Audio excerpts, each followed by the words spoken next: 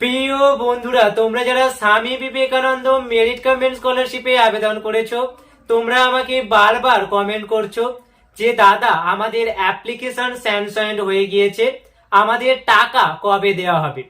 তোমরা কেউ কেউ এও কমেন্ট করছো যে দাদা আমাদের এই মুহূর্তে status application sanction scholarship amount disbursed show করছে, আমাদের টাকা এখনো ব্যাংক অ্যাকাউন্টে ঢোকেনি।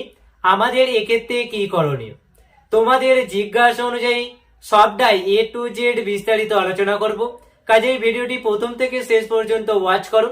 ভিডিওটি যদি তোমাদের হেল্পফুল মনে হয় তাহলে অতি অবশ্যই ভিডিওটিতে একটি লাইক করে দিও, এবং তোমরা যদি এইরকম ইনফরমেটিভ তথ্য আরো পেতে চাও তবে চ্যানেলটি অবশ্যই সাবস্ক্রাইব করে দিও। প্রথমেই বলে রাখি, স্বামী বিবেকানন্দ মেরিট কাম স্কলারশিপের অফিসিয়াল নিয়ম অনুযায়ী তোমাদের অ্যাপ্লিকেশন স্যাংশন হওয়ার 1 থেকে 15 দিনের মধ্যেই তোমাদের ব্যাংক অ্যাকাউন্টে তোমাদের টাকা ক্রেডিট করে দেওয়া হয়।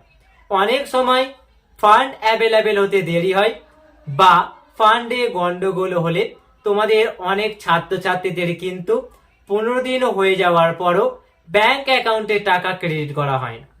এক্ষেত্রে তোমাদের চিন্তা করার কিছু নেই, তোমাদের ফান্ড অ্যাভেলেবেল হলেই তোমাদের ব্যাংক অ্যাকাউন্টে টাকা ক্রেডিট করে দেওয়া হবে। আরেকটি বিষয় বলে রাখি, অনেকেই ক্লেম এসএমএস পাওয়ার 4 থেকে 5 ঘন্টা পর বা ক্লেম এসএমএস পাওয়ার সঙ্গে সঙ্গেই তোমাদের ব্যাংক অ্যাকাউন্টে টাকা ক্রেডিট না হতে পারে। এক্ষেত্রে তোমাদের ঘাবড়ানোর কোনো দরকার নেই, কারণ ক্লেম এসএমএস পাওয়ার সাধারণত 24 ঘন্টার মধ্যে তোমাদের টাকা ব্যাংক অ্যাকাউন্টে ক্রেডিট হয়ে যায়। আশা করছি তোমরা সম্পূর্ণ বিষয়টি বুঝতে পেরেছো। এর পরেও যদি তোমাদের কোনো জিজ্ঞাসা থেকে থাকে তবে অবশ্যই কমেন্ট সেকশনে কমেন্ট করে জানিও।